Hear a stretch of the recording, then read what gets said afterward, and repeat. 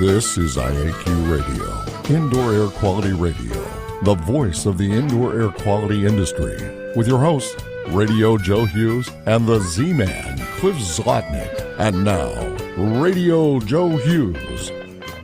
Good day and welcome to IAQ Radio Plus. It's episode 742, and this week we welcome back Robert Concrete Bob Higgins to discuss new research that confirms his theories on surface influences with concrete. Bob's presentation blows up the old paradigm about how and why many concrete surfaces have moisture issues and why it can be so difficult for restoration contractors to dry these surfaces.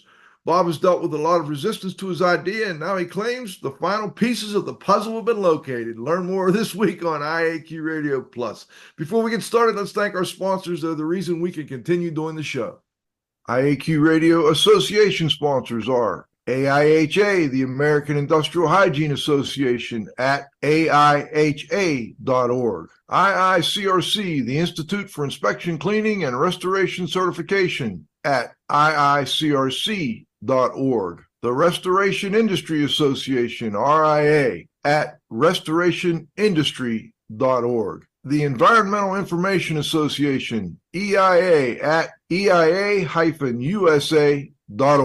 Actionable Insights at getinsights.org.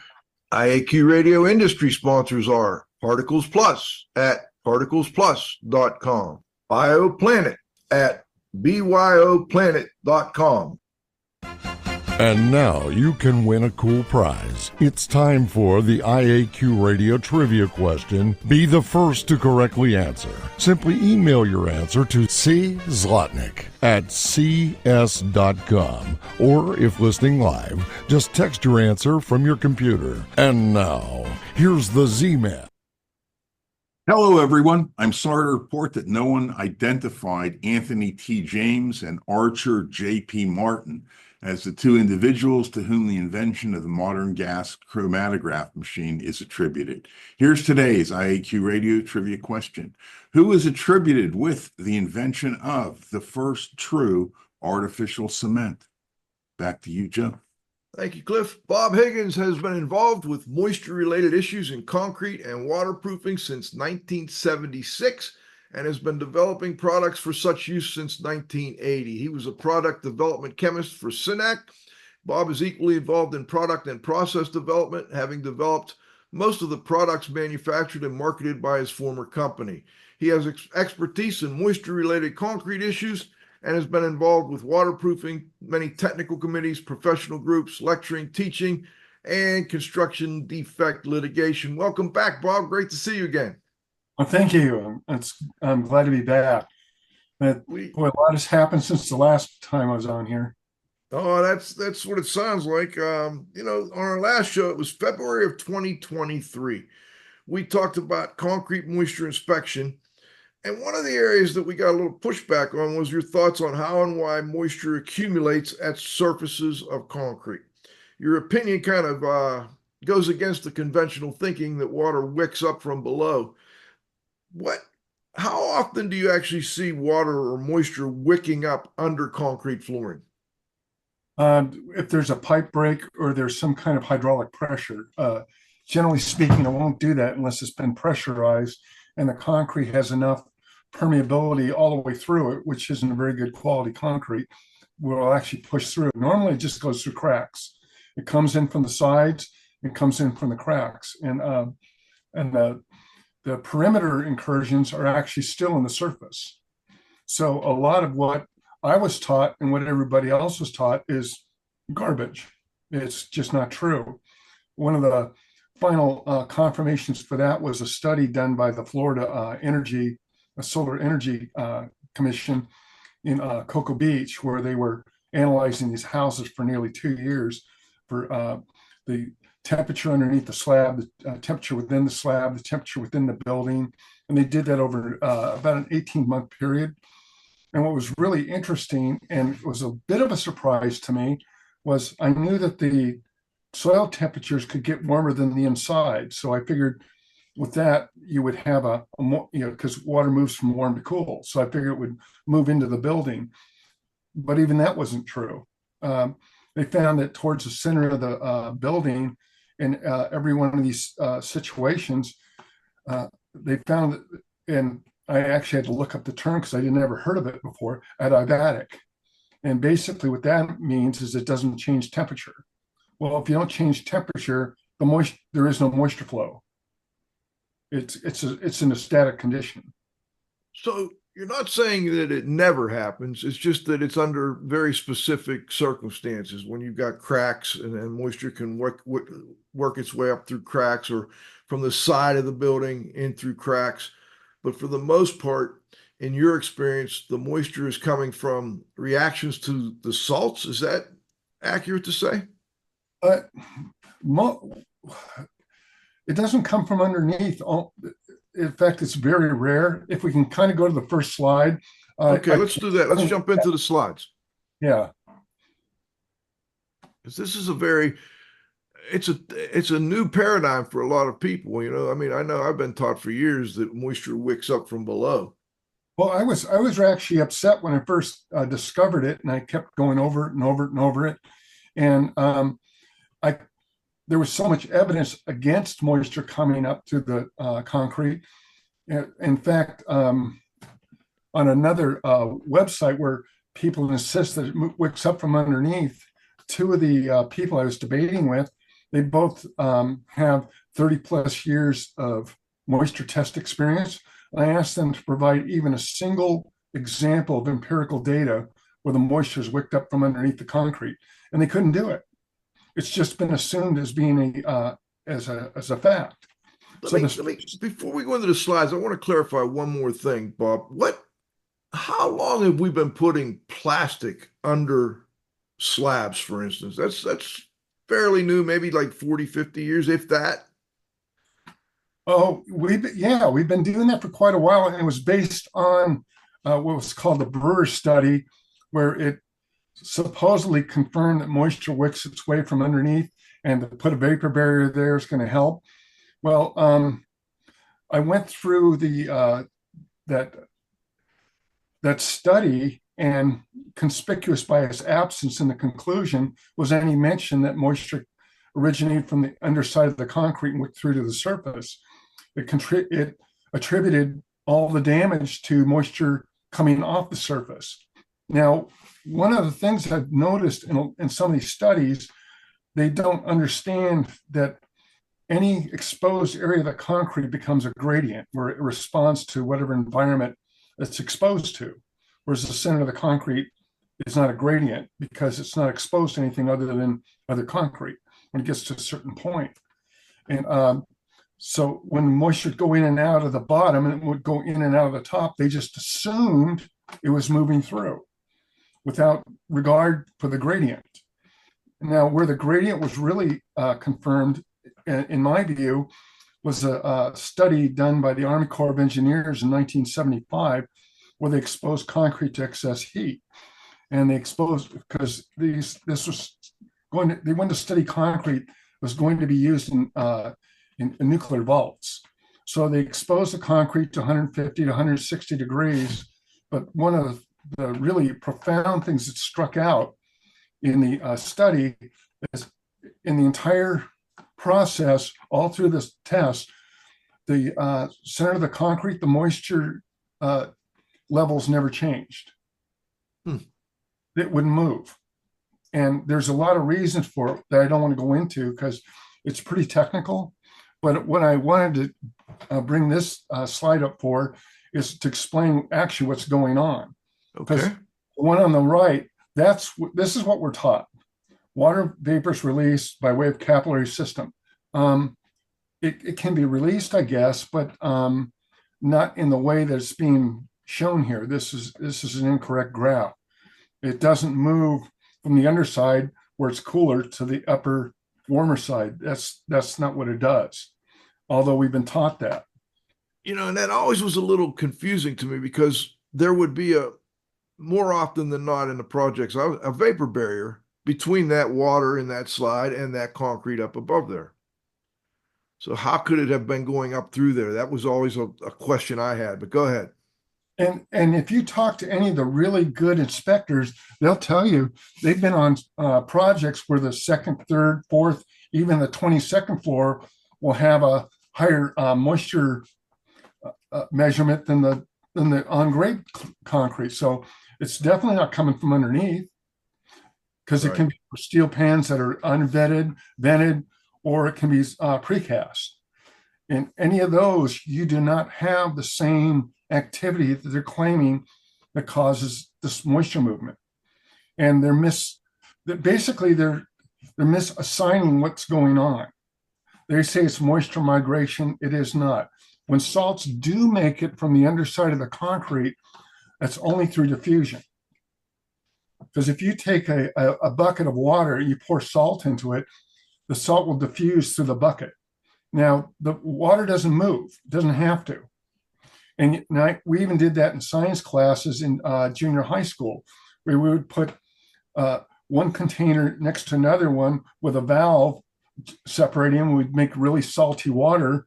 Then we'd open up the valve, and over the course of a couple of weeks, the clean water would now be almost equalized with what began as a salty water. So diffusion is really what causes the transport. And where the salts begin to collect is due to the concrete surface being much, much more permeable and much more porous. Well, this graphic I pulled, I believe it originally came from CTL, which is a testing laboratory. And they're showing here, if you don't have a floor covering down and the concrete is curing on its own, and this is brand new concrete. That's what they did the study on. This is freshly placed concrete. If you notice at the top and going into the concrete quite a bit, it shows a 74% RH. 74% RH will not allow cement development. If the relative humidity in concrete drops below 80%, the cement formation ceases, which produces a more permeable, a more porous concrete.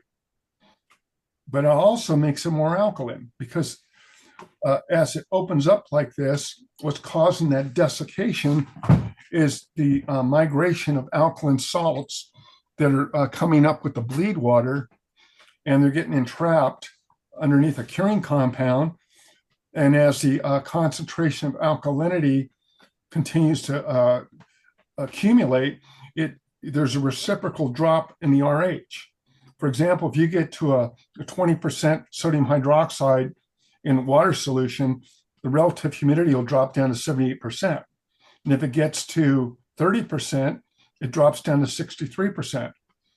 Well, I've seen that in the citations that's available to anybody comes to your program. They can get it from me. It's fairly consistent that the relative humidity in the top 1 inch of the concrete at the crucial curing period in the first 2 to 3 weeks, which really shocked me when I first saw this. But there were too many other studies from around the world that agreed with each other that the relative humidity in the first 2 to 3 weeks would drop to 50 to 70%. So this one, 74%, that's in a lab condition. So that's kind of an optimized condition. That's not as severe as you're going to see in the field, because as soon as you put temperature on the concrete, it'll desiccate even faster. Okay, let's go to the next slide. No, wait. I got a question. Okay, Barb, you live in Florida, and Yes. Florida is known to have hurricanes, and those hurricanes are known to have storm surges, and sometimes those storm surges can, bring in a lot of water that's going to stay there for days and weeks at a time. Is there any? Are you aware of any effects in these situations? Water coming in, because you're going to create that hydraulic pressure. Would it be more likely to occur in those situations or not? Yeah, I'm glad you brought that up, because most of the hurricane water is very contaminated.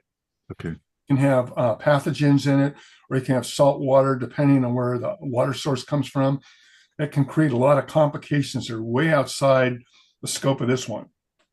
because now we got other issues that are probably more important than just a moisture condition. Okay, let's go to the next slide there, Grayson. Now, here's what I was getting at. This data has been gathered since the 1940s, and it's by virtually who's who in the concrete industry. It shows that if concrete is cured at a higher temperature, you will get a really high 28-day compressive value. Now, that's considered ideal or even desired in the field. And most people, oh, God, look at this. It got 6,000 PSI in only 28 days. If that's a standard, even a high performance concrete mix, that's not necessarily good.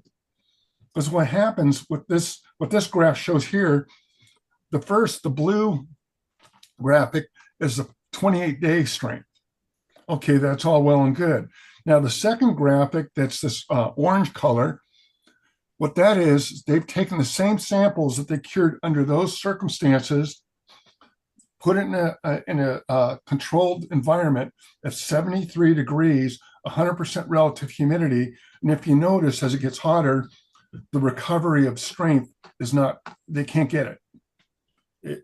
It really damages the long-term durability of concrete. And this is not including the top inch, which is significantly worse, which we'll find out in the next slide. Let's go to the next one, Grayson. Now, this was a study done by the Texas Transportation Institute, and Dr. Dan Zollinger was running this. So what he did is he took no curing and a 7-day wet cure. And that, again, this is under laboratory conditions.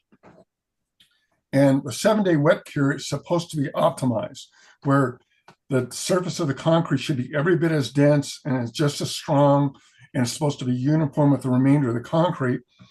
Well, he found out that's not the case. He sliced off the top 1 inch of the 7-day water cure, and it was a full 20% weaker in compressive strength. And now that's not supposed to happen. Everything we were taught, this goes against. So the wet curing that was attributed to concrete, that's a 100-year-old standard. Concrete has changed significantly, even in the last 20 years. So there's been steps where things have changed since that time, and wet curing no longer can get the job done. So when the restoration contractor gets involved, or a flooring contractor or coating contractor gets involved, they're facing issues that they're completely unaware of because they can't even get this information from the concrete industry. This is what angers me. I just, if you would, can you kind of real quickly review for our audience? I know you went over this in our last show, but I want to go over it again. Why has concrete changed so much over the last 20 years? Well, they try to make it greener, for one, and set up faster. The first significant change occurred between the 1950s and 1980s, where they started going with a finer grind of cement. By going with a finer grind of cement, they found that they were getting very high early numbers. So what they did is they ended up cutting back on the amount of cement they were using because they didn't need it. And also, if they used the original amount of cement, it generated too much heat. Because as you grind cement finer, it produces a lot of heat. Now, I've been challenged on that as well. And I simply bring up the modern example. If you take type 1 cement and type 3 cement, type 1 cement, you can place a 6-inch slab of concrete in the spring and summer. You cannot do that with a type 3 because the type 3 develops too much heat and you're going to get cracked concrete. What's the difference between 1 and 3 for those who aren't familiar? Well, that's what I was going to get to. Thank you, Joe. Okay. The only difference between them is the grind. They're chemically identical. The type 3 is finer grind. Is this grinding done to save money by using less cement? Yes. Okay. And now what they're trying to do is, because the grinding process is still quite intensive, energy intensive. Yes. They've added what are called grinding aids to the cement. Now, that's another complication that's being entered into the equation that we're not being considered because we don't know what those grinding aids do to the curing process of concrete. Do we know what they are? Yeah, they're generally amine based, amine, or glycolic based, or glycol based. Now, both of those are solvents, and they do migrate. They've been known to migrate. I saw a study done by SINAK in Europe where they showed the cement grinding aids were migrating, and they actually liberated some of the iron from the aggregate. So this decorative concrete that was put down has these ugly, what look like rust stains. If that'll do that to rust, what will it do to, say, an adhesive or other additives you hand to the concrete? We don't know what the interactions are because there's this disconnect between the cement production and concrete production. Cement production, they're not required by law to say what they have in it. Concrete production, they're required by law what they put in it when they're giving you the concrete. So there's this disconnect. So the concrete suppliers and ready-mix suppliers generally don't know what's in the cement. And to make it worse, the EPA in 2002 began to require that some of the flue gas materials get recovered. So again, it's towards the greening thing, where they don't exhaust all that contaminant into the air. So in the recovery process, they're adding what's called cement kiln dust, or CKD for short. Between 2002 and 2018, there was this gradual compliance. So by 2019, the concrete industry came out and said, well, there's no more low alkali cement available. And it says, why? Well, all the articles I read, not a single one of the articles say why. They just say it's gone. The reason why it's gone is because with the CKD, they can't get it low enough to qualify as a low alkali cement. So the cement we're dealing with today from 2002 gradually through 2018, and really is the big starting point is 2019. It's a lot more alkaline than concrete in the past. And that also causes self-desiccation, which is basically expected now in concrete. If you look up the American Society for Concrete Contractors, American Concrete Institute, they'll come right out and say that curling and cracking are not unusual and it's to be expected. Well, that didn't happen in the past. And one of the reasons is they didn't put the vapor barrier in direct contact with the bottom of the concrete. And that also changed. That makes no sense to me, but they made it, they tried to make sense of it as because moisture's coming from underneath. Well, it's not coming from underneath. It's based on a false precept, and it's giving us worse concrete. We're going backwards. So this, go ahead. I was going to say, and it's not only the cement that's changed, the aggregate has changed as well, correct? Yeah, because we're running out of good aggregate in many of these places. In fact, there's some places they have to import the aggregate because they don't have sufficient quality for the challenges of some of these jobs. Interesting, Bob. So if you look at this right graph, and that's what I'm trying to really convince people. The F2170 study, test standard that they use for measuring the so-called moisture content of concrete, that isn't any good. That's of no value. Because if you look at the green line here, between the green and the blue line, that's between, the red and the green line, that's 1 inch. The red line's 1 inch deep, and the green line is 3 inches deep. Now they measure in 2 inches deep, which will be just about the same as 3 inches, because I've not found any difference between them. But look at the difference in 1 inch depth versus this 3 inch depth. They're trying to evaluate concrete being applied, or floors and coatings being applied to the surface based on the green line, not the red line. And look at the red line. This agrees with what they're seeing in the field, that the relative humidity drops below 80% very quickly and it stops forming cement. So we're getting very, very porous and permeable concrete. Let's go to the next slide. And then let me just real quick follow up. Is that very porous surface level or all the way through? It's mostly in the top 1 inch of the concrete. Okay. It dries out pretty quickly. That's one of the interesting things in the studies I was reading. It doesn't matter how thick the concrete is, whether the concrete's 4 inches thick or 18 inches thick, the gradient remains between 3/4 of an inch to 1 inch deep. It's really that was also measuring relative humidity, not moisture content. Correct. Because moisture can get bound up and made unavailable to the cement. Because cement, if you want to really put it in a kind of a technical term, the ionic dew point of cement is 80%. So if you want to get it wet, it has to be 80% relative humidity or higher. Now, if there's water around it, but it's not available to the cement, nothing happens. And they were showing that in many of these studies, and Portland Cement Association has several of them, where water is sitting there, but it can't penetrate. But they haven't explained why it's not penetrating. They just say it doesn't do it. It says the density of the concrete, blah, blah, blah. Well, no, I disagree. It's the alkalinity.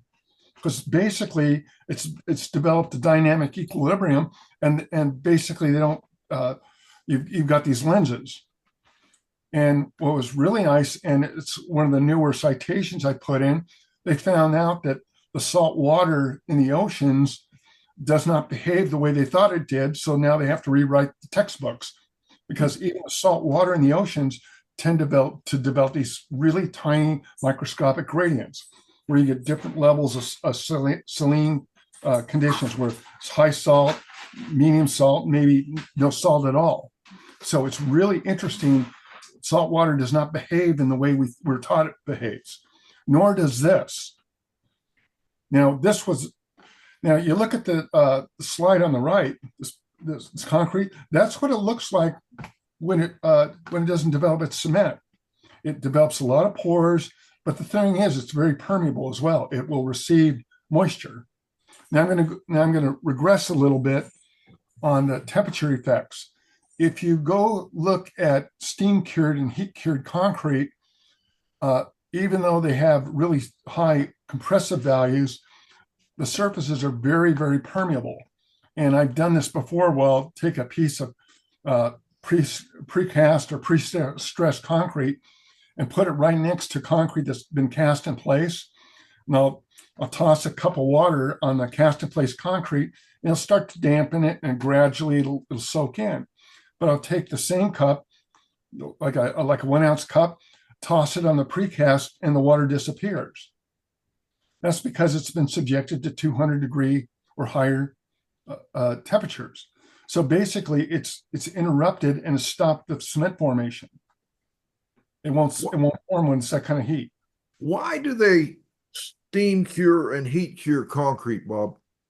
It's fast. They can get the concrete in and out in weeks rather than waiting months. Okay. So this is done on site or no. at the manufacturing? Yeah, they do this in the manufacturing process, and they ship it out as these big slabs and already finished pieces of concrete where they lay. Oh, these are finished in. Okay. So what was really exciting is just this last September, West Jenny Elsner presented this paper as a result of a 20-year study.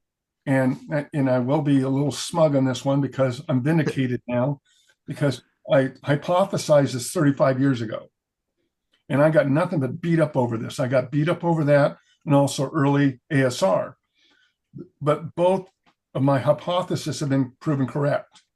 This one is the latest one to be proven correct. Now, what happens as concrete ages, the salt will eventually collect. And they said, well, how's it collecting if the moisture isn't migrating? I said, because they're enticed by different temperatures. Chemical reactions tend to increase as the temperatures rise. Water wants to move from high to low. So what will happen as you get enough salt after a period of time, it kind of goes into a stasis where it doesn't get any better or worse.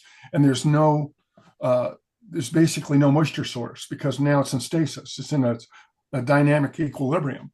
So this tied in with a seminar I gave back in the beginning of 2023 with this installation group in San Leandro, where they were asking me, why is it that older concrete seems to be drier, but it's more of a problem with moisture? I said, and I explained the salt condition. And that's before the study came out. So now I can show them the study and it validates it completely. I said, it'll eventually accumulate. So what'll happen if you remove an existing floor, a curing compound, or even a polished surface, you've now exposed a salty surface to a new moisture source, which is the ambient air, which is typically warmer than the concrete. So it goes from warm to cool and will absorb it very quickly. I said, how quick? So, well, I don't know. It usually takes maybe a few hours or days. Well, turns out the same exact area that we were walking through, this company went out, Tremex went out, and they were showing them how to use one of their meters. And when they tested over this area, it's a 42-year-old slab, and it had either curing compound or highly polished concrete, I'm not sure. Well, they tested over, it was 1.9% moisture. Then when they ground it down, they tested it again, it was 1.9% moisture. Well, they walked away and they were doing something else, and they returned to the area, what they estimate between 10 and 15 minutes later. They put the meter back down and it jumped all the way to 4.3%. So it acts like a calcium chloride test in reverse. And that's kind of how they explained this as well, this new study. So this new study came out September 24th, 2024. So it's brand spanking new. It verifies what I've been telling people and how this transport mechanism works. It's diffusion. It is not moisture migration. It's diffusion. Very interesting, Bob. Let's do this. We're going to stop and thank our sponsors. We're going to come back with the second half with Concrete Bob Higgins. God, I love you, man. This is great. All right. We'll be right back. Association sponsors are AIHA, Healthy Workplaces, A Healthier World, AIHA.org. The Environmental Information Association, EIA's multidisciplinary membership collects, generates, and disseminates information concerning environmental and occupational health hazards in the built environment at EIA-USA.org. The IICRC, a nonprofit standards development and certifying body for the cleaning and restoration industry, IICRC.org. The Restoration Industry Association, the oldest and largest nonprofit professional trade association dedicated to providing leadership and promoting best practices through advocacy, standards, and professional qualifications for the restoration industry at restorationindustry.org. Actionable insights, no more mistakes, no more missed line items in your Xactimate estimates at getinsights.org. Industry sponsors are Particles Plus, feature-rich particle counters and air quality instrumentation. Count on us, particlesplus.com. BioPlanet at byoplanet.com, improving human, animal, and environmental health with electrostatic spray technology and advanced chemistries at byoplanet.com. All right, we're back for the second half with Concrete Bob. Bob, on our last show, and let's keep in mind a lot of our audience is restoration contractors and indoor air quality inspectors are trying to find moisture problems. And you said you advised that following water damage, the moisture content of wet concrete should be measured. You want a steady rate of drying, and drying should be discontinued when the drying curve flattens. Stop when the curve flattens to avoid over drying. When the curve flattens, maintain air movement over the concrete and discontinue the dehumidification, then coat the floor. Still air is your biggest enemy. Can you give our audience a little more detail on how to measure moisture content in concrete the right way? And for instance, what type of meter is sufficient? Can I use just any, non-penetrating meter? How many measurements should I take? Where at, etc.? Yeah, and again, another recent experience was with American Roofers Education. I attended one of their seminars, and they were talking about this lightweight concrete and how they would test it. Well, John Hall has tested hundreds of millions of square feet. I mean, just massive amounts. And what he's done, which is exactly correct, is he establishes a dry standard with each site condition. Because one of the things about concrete, it will start collecting salt and it changes chemistry. As it wets and dries, these materials move around in the concrete. So we do not have a static number. If anybody tells you there's a precision bias for concrete, they don't know what they're talking about. I'm just going to flat out say it. You can do that in the lab, but you can't do that in the field. It's going to have a different number. So basically, and then what it does, it develops what's called hysteresis, where it will absorb moisture disproportionate to its release of moisture. So you'll see it, because at first they can use diffusion models where the moisture goes in and out on a very predictable pattern. But as the concrete ages, this gets wider and wider to where diffusion models are now more misrepresentative than they are representative. So what you do with that is you just have to measure that concrete. Now, if the moisture is trapped towards the surface, that's kind of hard to determine. You can use a moisture meter, but what'll happen is if you use the other methods, such as a calcium chloride test or a relative humidity probe, the relative humidity probe, according to F2170, bypasses this area completely, goes down 2 inches, so it misses it completely. Now, the calcium chloride test is interfered with in a different way. It will pick up the moisture that's available, but what happens with the alkalinity, whatever salts are gathering the surface, where they're carbonate or hydroxide, whatever it is, that will compete with the calcium hydroxide or calcium chloride in the container. So it pulls it very slowly. It's almost like a regulating valve. It's, somebody's turned it up and it's now slowed down. So it's going to measure it as being a lower number than it really is. There's more moisture in there than it can capture, because that's the problem with most of the studies, and most of the concrete studies, I hate to say, over the last 80 years are incorrect, because they're not regarding the effect of these alkaline salts, because they lump them up in this big pile. Well, the alkaline salts, they have what's called a critical humidity threshold, CHT. What a critical humidity threshold is, that's something important that I think every single drying restoration contractor should get to know and understand. The sodium hydroxide in the concrete, for example, its CHT, critical humidity threshold, is less than 9% relative humidity. It means it picks up moisture even at 9% relative humidity and keeps picking it up till it liquefies. So it can actually liquefy at 15, 20% relative humidity, but nothing's picking it up if it's too deep.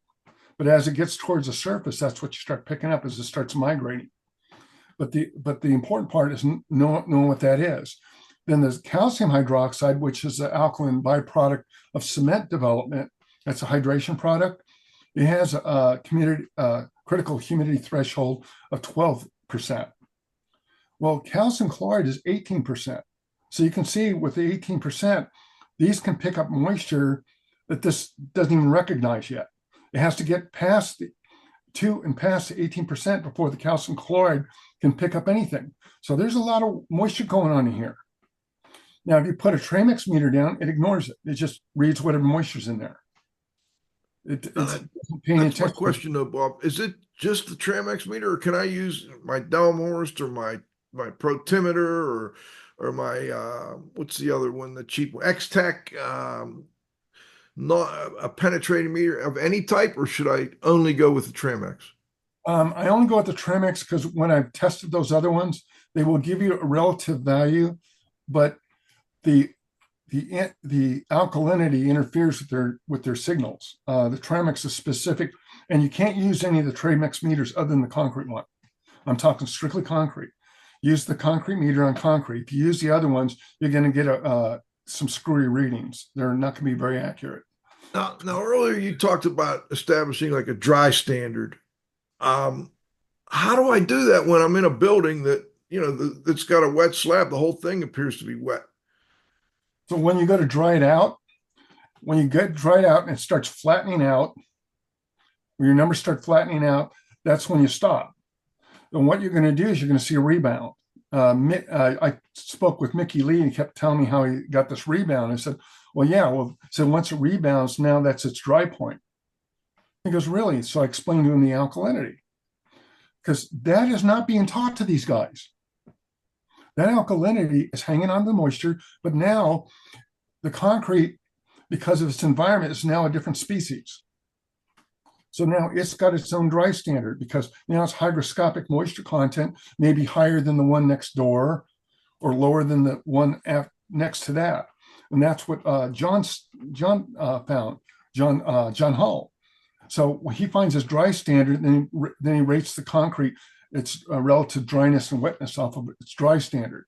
And that's for where its environment is. For example, if you have concrete in the desert and you put a Tremix meter down and it measures 3.5%, that's too wet.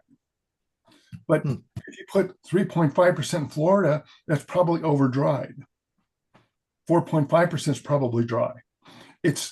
We have to treat it like wood species, because wood species will vary wherever you are regionally. Okay, that makes sense. And concrete will do the same thing. In lightweight concrete, they apply the same rules as standard concrete, and they apply the same rules of standard concrete to things like the Ardex and Mapei underlayments. Stop doing that. Those have a naturally higher hygroscopic value than concrete does. And just because it's higher doesn't mean it's a problem. That's normal. It won't give or take moisture once it hits its equilibrium point. It's in dynamic equilibrium. So I've done that where I've taken the underlayment like that, and it gets to a dry point, and I'll measure that. It's typically at least sometimes 1.5% higher than the concrete. But the concrete doesn't pick up any of the moisture from the underlayment. That's because they're both in their own dynamic equilibrium. But we keep trying to apply these flat static numbers to these. You can't do that. Okay. Hey, I see Ed Light's on here. Ed, do you want to do a quick question? I got to go to the roundup real soon, but let's let you jump in for a minute. Had two situations. As an industrial hygienist, I did a lot of work for general contractors doing big construction projects, and supposedly I was brought in as the mold guy, and we're totally missing the boat unless we deal with the moisture. Mold's easy. So one situation I understood and one I didn't. So the one I understood was they were building a huge arena with huge built up air units, which went on probably within a couple months of the concrete being poured. And so what I figured out was there was a space under the heavy metal plates, the floor of the air unit. And I said, well, lift these up. And underneath the space against the concrete, it was super humid. And the smell to me was a mixture of bacteria and fungi and all the above because it was wet. And that was resolved. I said, well, open these plates up, dry it out, we'll disinfect it. And so that could have been prevented if they had to put down the air units, keep those plates off and let things dry. And that was a pretty large problem. The other one mystified me. They're building a large nursing home, and I think it was within a couple months of the concrete that the floors just got really wet, massive mold growth everywhere by the time they called me in. And it was attributed to the concrete, but nobody quite understood it. And So first of all, they blamed, well, this is a super humid summer, but we were involved in other construction projects. It was kind of a record-breaking wet summer, but the other projects went on normally. You got some moisture and humidity, a little mold, and this was massive. Floors were super wet, big, and mold growing on all the drywall that had been put in. So I'm on my part of the team, I'm a real minor member of it, so I didn't follow it all the way through. But we brought in the concrete manufacturers. You did something wrong with the concrete, and they were providing the information, and it didn't really look like that was it. I didn't think it was, how they put plastic or laid the foundation out. And I don't I'm not a real good engineer like you. I don't understand all the theories you're talking about, but I think one of them was responsible for this. And then, and I never get follow-up on my projects, but I talked to one of the superintendents later, and she said she thinks it was the way they tried to seal the concrete and it didn't breathe right or something. So, anyway, what do you think? And it's Well, 10 years later. I only have a little bit of the information, but it was, to me, it was like the biggest moisture mold problem I'd ever dealt with. well, that sounds a lot like this project. I was called out by this epoxy manufacturer. This is about almost probably like 30 years ago. When I went out to Wisconsin, they had these two airplane hangars. And the one airplane hangar, the epoxy floor is perfect. The other one had blisters all over it and water in the blisters and everything else. And it was the same crew, same products, same everything else. And I'm going around the properties and nothing made any sense to me. So I finally go to the guys that usually know what's going on. It's the maintenance people. I always like to, because they're on the job every day. So I was asking them, said, so was there anything unusual that you noticed during this installation? And he was going back and forth, said, oh yeah, well, when they were applying the epoxy, we were in the middle of a kind of a heat wave. And this cold front came through, and boy, you couldn't believe it. Well, they primed the one, and this is the one that was okay, the one building where the epoxy went down fine. You went in that one building, there was so much water on the surface of the concrete, they had to squeegee it off and then blow air across it to dry it enough to put the epoxy down. Well, all that water soaked into the other one because it was only prepped. So they put the primer over this wet concrete. After they conducted all their moisture tests, they basically encapsulated the moisture. Now you can do that between the coatings, and this will actually happen even in basketball games. If you look this up, and this will support this position, you can show this to your clients. It'll oh, okay, now I kind of get it. Well, a basketball game between the Knicks and the 76ers, I think it was, no, Miami Heat and 76ers, where they didn't cool down the room enough. So as people started walking in and they were opening doors, the humidity came in, and on the cold parquet floors, which is placed over a existing hockey rink ice, it just started to sweat and started getting so slick that they couldn't play on it. So no matter how much they dried it off, it kept accumulating water. So they had to postpone the game. They had to just cancel for the day. So that's probably what happened. They had a transient spike in humidity, and that's enough to start that. And if there's any salt at all in the concrete, even if it's a carbonate salt, it'll tend to cling to the water, and it resists drying out unless you get air movement. So All right. just take one more minute, Joe. So a floor hadn't been applied. It looked like concrete to me. I'm not an expert on construction, but they probably put some kind of sealer or finishing on it. And from what you said, if you trap moisture under, that's one of the biggest things we try to avoid. But this thing was super wet puddles and huge puddles of water on top of it. And again, I'm not real familiar with the exact work done, but that was my situation. It was so wet on top of that concrete, and Apparently it was some kind of sealer, but I couldn't tell by looking at it, and they brought me in too late. And Well, you'll see that also. That's one of the causalities. If you put a sealer down there and it gets cold and the concrete stays cold, it's called sweating slab syndrome. And it's very well established. And that is one of the causalities. If you have a really dense surface and it's very cold compared to the air, it will collect moisture and it won't let go and it'll puddle. It can get quite damp. right. Okay. So that was All a right. huge issue and takes a multidisciplinary and real good knowledge of this stuff. And typically no one person at these sites can figure it out. Okay. Thank you, Ed. We appreciate you jumping in there. And let's go to the roundup, Grayson.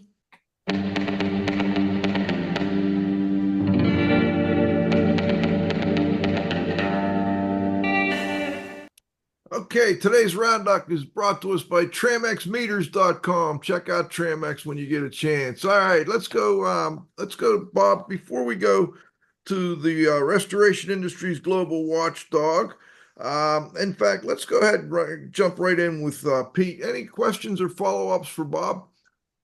Well, the only thing that I want to mention for the audience of two, because Constant Context screwed us up today. That's why we don't have the normal 20 callers. Bob always, in all of his presentations, because he's been a presenter at some of our winter break events now for a while, he always has a citation page, and he lists the citations that backs up all the claims that he's making. And this specifically, I think, is important particularly for a lot of consultant types and anyone who's doing expert witness work or doing project oversight or file reviews. So he's updating that list, and with the new research that he presented today and some of those slides, and we'll be getting that list to Cliff, and it'll go out in the blog to all of the be available to anyone who downloads the blog and the whole listenership. So I don't really have anything specific for Bob. I just wanted to mention that, so it's on the record. Cliff could put it in the blog, and just have it in the recording.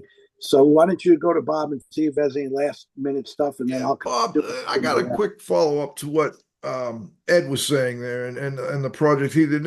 It ties into what we've talked about earlier, and that was using shot blasting. You think in Ed's situation, maybe that was the type of situation where you could kind of rough up that surface of the concrete and allow it to maybe work a little better for Ed's project? I'm not sure, because if the sealer didn't blister or delaminate at all and it just stayed wet, he probably just had a straight ahead environmentally triggered sweating slab syndrome. That's actually really common. And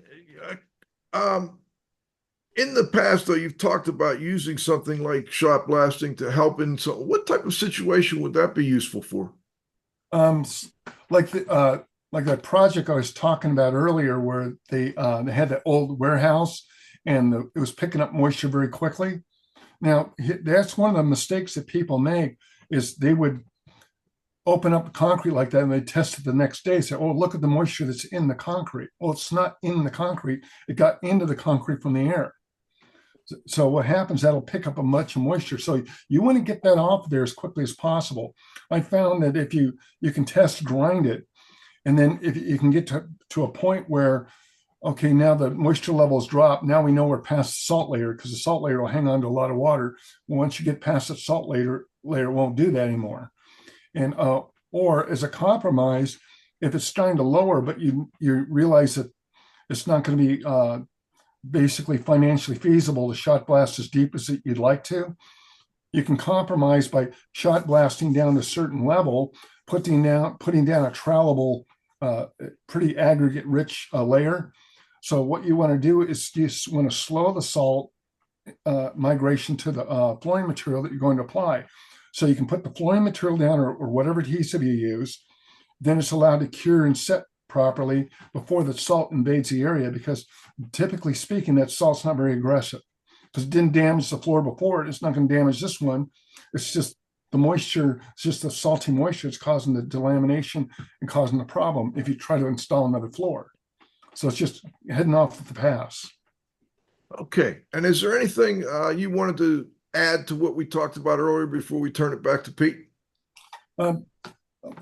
Just it's funny what he was talking about. I got called in on another project where the water just kept puddling on the floor and they couldn't figure out where the leak was. They were spending all this money, I mean, thousands of dollars trying to find out where this leak was so they could put down this expensive aspartic coating. And I just took my infrared thermometer and went along the bottom of the concrete. So, well, the concrete's a dew point over here. It's 55 degrees, but the rest of the concrete's 72. I said, where'd that come from? I said, a poorly insulated refrigerator here. So, well, how do we fix it? I said, well, just isolate it. I said, your gradient portion's only 3/4 of an inch. So I had them cut in 3/4 of an inch deep, put in insulative caulk. The problem went away because you're not radiating the cold into the concrete.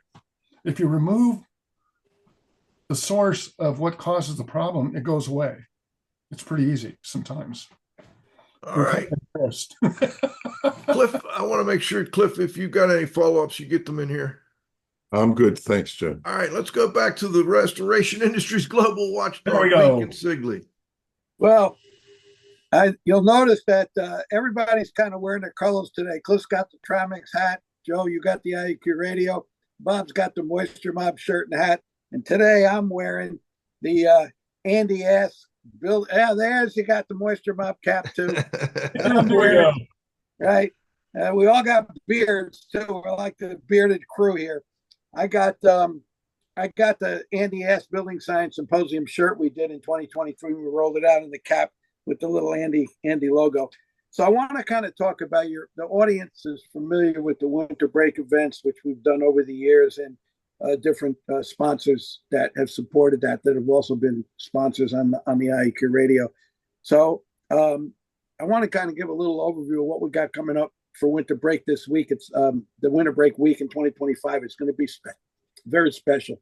The first thing is it's going to be the week of the President's Day, which starts on February 17th is Monday, President's Day. And the President's Day, we used to have that week for many, many years, and then it got into an overlap or conflicting dates with IQA, and we moved it to January, and then that conflicted with new things going on in the industry with CoreLogic and the software people. So we moved back to this week now. We don't have too much going on. So hopefully that'll kind of be our permanent week. So Andy's Building Science Symposium, known as the AABSSS 2025, all the information is up on the website, which is climatezone1.com, and Cliff will have the links and everything in the blog. But it's really special this year because we have Joe Stevebrook and John Straub, the two of those guys together for 2 full days. It doesn't get any better than that. And anyone who hasn't been to summer camp, this is an opportunity to go. And these two guys are going to be on there full on. So we're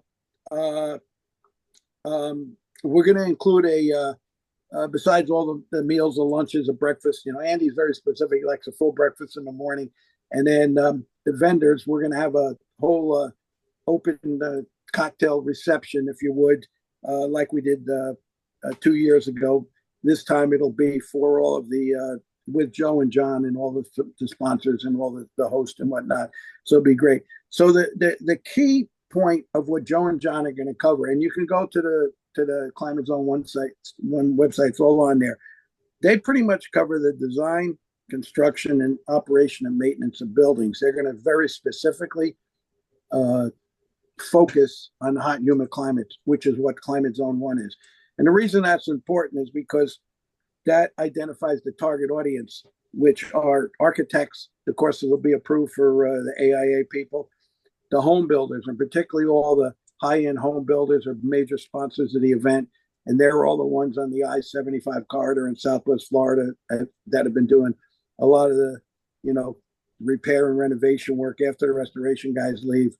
Then these are the builders that go into these high-end homes and all the homes in the coastal areas after Hurricane Ian. And of course, this year, the work will be going on for a while after the back-to-back Helene and Milton. So that's the 18th and 19th of that week. Most people will travel in on President's Day. and then the Tuesday, Wednesday. Besides the three main target guys of builders, architects, and a lot of the HVAC contractors, they're very interested. Will be there. There will be a pretty good amount of restoration remediation guys, indoor air quality people. They, Joe and John, they have a following all of their own. And that's going to be back at the Naples Hilton, which is about 35, 40 minutes south of the Fort Myers Airport. We also get building envelope consultants and also some construction defect attorneys that come to this thing. So it's kind of unique. We're going to have 14 sponsors like we did, sold out a couple of years ago, a variety of usual suspects and people from, a variety of industries. Now, the new offering that we have is a Moisture Mob offering. And I've been working with a bunch of the Moisture Mob guys on this for a year or two to field test and beta. And we're rolling out a new interactive workshop. We're going to be back at the Fairfield Inn in Bonita Springs, which is where we had winter break, the restoration winter break in 2024. That's going to include a networking dinner and, the lunches and everything. It's going to be a very intimate and interactive type of event, a smaller targeted audience.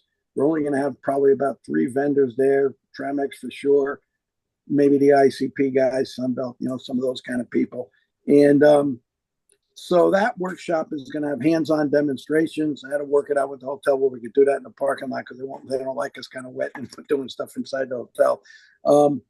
And it's going to be complementary to what John and Joe are doing, where the event is going to be about moisture inspection surveys of the building envelope from a practitioner standpoint. Joe and John are not necessarily practitioners. They're consultants, professors at the university, they're experts.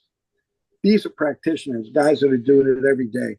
So the lineup is pretty impressive. John T. Hull, as Bob mentioned, is going to do the roofing stuff. Off the John Lapeterre, not on today. He's going to do windows. He does a ton of building enclosure stuff, and I asked him. He says he does a lot of stuff on windows. Bob Lotchinger, another Moisture Mob guy, is going to deal with flooring, and do some demos, some hands-on demos of drilling into the concrete and how they do the ASTM testing. And we actually field tested that with a roofing course that we did a couple weeks ago up in Jacksonville. Of course, Bob Higgins will cover the concrete stuff. Then Andrew Reinhardt is going to cover timber and wood moisture equivalent, WME. There's a lot of confusion about how the meters operate. How do you do comparisons between quantitative and qualitative readings between the impedance meters and penetrating meters? And Andrew's been an expert in that since he's been a young child when he got into the business that his mom and dad started over 50 years ago. So he's going to cover that. And then finally, Dr. Moon, those the IAQ radio listeners know when we first did Dr. Moon, we had the bad moon rising. He's going to cover applied research and how that goes to use best practices for doing moisture surveys, the building envelope, and dealing with expert witness work if somebody's going to be deposed. What I find, Joe, is a lot of these guys from the roofing industry and the building envelope, they're very concerned about liability and trying to prevent themselves from getting sued. One of the things that happens is Ralph was telling me oftentimes someone will be deposed or they'll be on the stand in court, and the deposing lawyer will say, "So do you use moisture meters?" Yeah, and they'll mention whatever ones that they use, and they'll say, "Well, how do they work?" And then there's this silence, and they can't explain it. So that's why, see, Bob is smiling at me. That's it. So there's going to be a focus on that. And by doing the hands-on demonstration and some of that stuff, I think that kind of helps to train people on the use of meters in general. We're also not, the principles of what we're going to talk about, it's not necessarily going to be exclusive to the climate zone 1 and hot and humid climates, because these inspection techniques can be applied to any climate in any climate zone. So that's the difference in the complementary nature. Some people will maybe stay for the whole week and come to both courses. They're just 10 minutes apart. Fit the Bonita Springs a little bit closer to Fort Myers Airport. And people will come down from the cold country. The Floridians can just drive there, but they'll take a little bit of, that's why it's called the winter break. And what we find is that there'll be different audiences. There'll be people who may come to one event, not the other, etc., for whatever particular reasons, but they are very complementary. So it's kind of a winter break week in 2025. We got our prime dates back for the President's Day week, which will be great so people can take vacations. And get some technical training and networking and actually write the trip off. All the information that is required for the Andy's building science symposium is on the website. We have a hotel room block, great rates because that's peak season, and they can register. The building science, the moisture mop course, that will be released in a couple of weeks, and we'll be doing marketing to the different audiences and that. I'm finalizing the room block at the Fairfield. We actually got a better rate than we did last year, a great rate, because during the snow, this is peak season that week, and during the snowbird season, if we miss the room block rates, these hotels sold out every night. The rates double sometimes, and they're just ridiculous. Particularly after these big hurricane season, there's just less property down here for a lot of people that come down for vacation, because a lot of these Airbnbs and these condos, which close by the water, it takes a couple of years for them to get back online, and nothing we can really do about that. So that's kind of the situation, and I'll keep you guys posted at IQ Radio. So on when you send your notices out, where you start to list some of the upcoming events, you can put the links in there. This event for the Climate Zone 1 is ready to go. The other one in a couple of weeks, John T is going to be the co-host for me. I'm doing the interactive moisture mob workshop. He will have some special links. We'll have the room block set aside. I'm finalizing the contract with the hotel now. I had to talk to the general manager to get a sign off of where we're going to do these demonstrations, because apparently the owner of the hotel is a lawyer and he's really concerned about liability. I said, trust me, we're all about liability being in the restoration industry. So we don't want anybody to get hurt. Nobody's going to trip. We're going to have cones and all that. So you kind of relax with that. So anyway, we had to work all that out. So that's really it. It was a good informative show today with Bob. I'm sorry that constant contact kind of, because usually when that constant contact thing hits 11:30, 11:45, we get a lot of people reminded to just click and come on. But I'm glad Ed called in, and we had one or two other guys. But a lot of guys are busy now. They're still busy as heck from the hurricane stuff. I talked to my boys at Sunbelt, and I said, "How are you all doing?" I said, "Yeah, we're pretty busy. There's a lot of follow-up stuff from all the initial work that they did with all of these projects. The guys are just, there's a lot going on out there. If you live and work in the Southeast region of the United States, particularly." So with that, I will turn it back to you, Joe and Cliff. All right. Thank you, Pete. This is Radio Joe saying thanks to this week's guest, Concrete Bob Higgins. I want to thank my co-host, the Z-Man, Cliff Zlotnick, of course, the restoration industry's global watchdog, Pete Consigli. Ed Light, thanks for joining us today. Yeah. If I could have one more minute here. So anyways, I wanted to verify what Pete said about this is why I'm the only guest today. So I'm very interested in this subject. And so I went back on my emails to a previous invite and then pressed that join. And so I'm here. And just real quick, Bob, if I'm understanding your theory, what happened in my wet nursing home, it looks how we might have prevented that or managed it if I had been there earlier, recognized this extreme condition built because of the conditions in there, started our conditioning and drying earlier, and my client should have delayed putting in the drywall, and they wouldn't have had the disaster they did.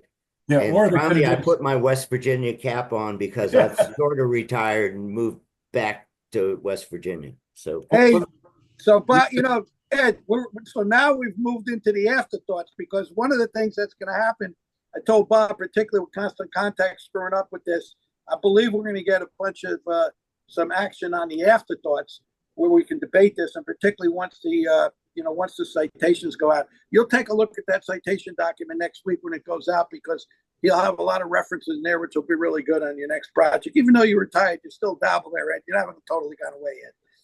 Well, actually, I'm having to go back to consulting because my employees I sold my company to totally screwed up, and now they're not going to pay me. So I'm doing consulting if anybody Bob, you want to go ahead and respond to Ed's question there? Yeah, and sometimes just bringing in a fan and dehumidifiers can work, because I did that with another project over in San Diego before I moved here to Florida, or they kept saying, oh, this inspector came in and told them, we got a moisture problem, we got to mitigate it. And oh my God, I mean, just the delay on that project, there were 12 these small rooms. Each room, as you delayed a day, was going to cost them $1 million a day. So you couldn't afford a failure either. So I looked at their concrete, everything else. And basically what it was, when we went in and monitoring the environment, as we were talking, it started out at 55% relative humidity, but within 20 minutes of us meeting in there with 8 people, the relative humidity in the room went to 82%. And based on the temperature of the concrete, they were within 10 degrees of dew point. So the concrete was actively absorbing moisture. And the adhesive they had some water in it. So I had them reenact the installation. I told them what was going to happen. We monitored it. The relative humidity, while they're spreading the adhesive in the room, climbed to 90%, where you're in dynamic equilibrium. So it failed just like it would before. So we had them control the environment the next time they installed it, and they did a bond test with the floor, and they couldn't get the floor up. So they just repeated that all the way through. We corrected it simply by modification of the room and monitoring it during time of installation, because that is your critical standpoint right there, right at time of installation. Thank Hey, you, Bob. Bob. So the one thing that Bob mentioned to talk about the $1 million a day, this is something which is important with restoration guys, the business interruption. So sometimes when the clients of the insurance companies push back on the cost to dry and do supplemental to speed it up, what overrides all of that is when there's big business interruption. Then all of a sudden, that's not an issue anymore. They want to throw everything at it to get it done so the clients can get back into work, because it's not uncommon to have $1 million a day business interruption in some of these big buildings and these projects. So that was probably a pretty good point that Bob mentioned. That Cliff should put. We've already got an afterthoughts in the blog, Joe. All right, gentlemen. Thank you all for joining us. Hey, I want to wish everybody a happy Thanksgiving next week. We'll, of course, not be doing a show next week. We'll be back in 2 weeks. December 6th, we got Don Weeks and a gang of people talking about how they want to get the CIA spread more worldwide. We're going to have leaders from different worldwide organizations talking about the plans for doing so. So we'll be back in 2 weeks with the next episode of IAQ Radio Plus. Thank you, Take Joe. care, guys. Bye, guys. Thank you. Have a great holiday, everybody. For IAQ Radio, I'm Spike Reel saying thanks for listening.